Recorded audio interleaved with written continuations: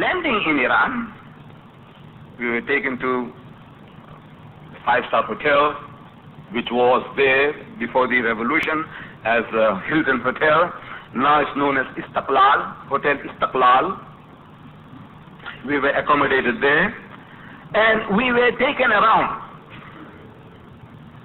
We were taken around to the different places of interest. The first big visit we had was to the Behist Zahra cemetery.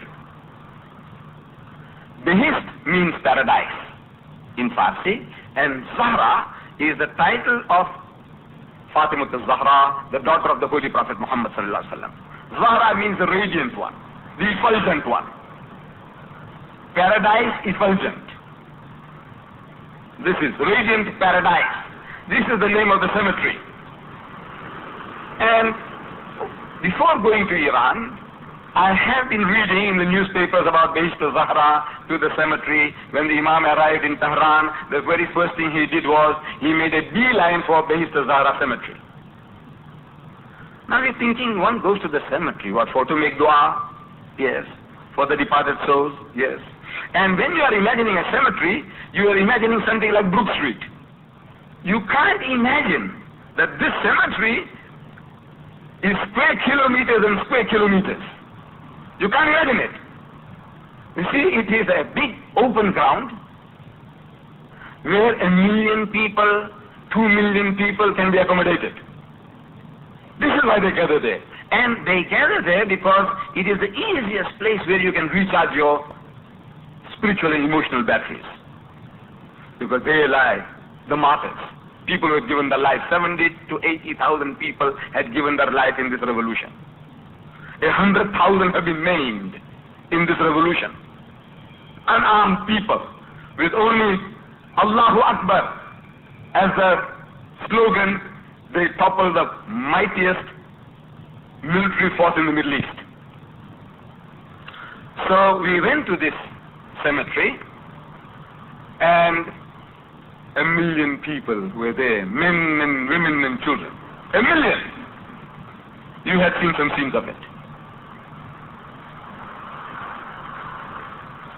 We were greatly inspired. We were greatly moved by the enthusiasm and the feeling of our brothers and sisters there. That in midwinter, for hours on end, men, women and children were sitting there on the ground. No carpets, no chairs. They're sitting on the ground in midwinter. A nation that can endure that discipline for hours on end. You can imagine what Allah Bari Ta'ala, what destiny must have in store for them. A day or two later,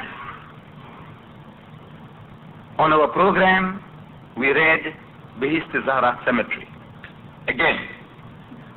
And I was very, very happy because the second time when we went, this was a Thursday afternoon, and a Thursday afternoon in Iran is like our Saturday afternoon.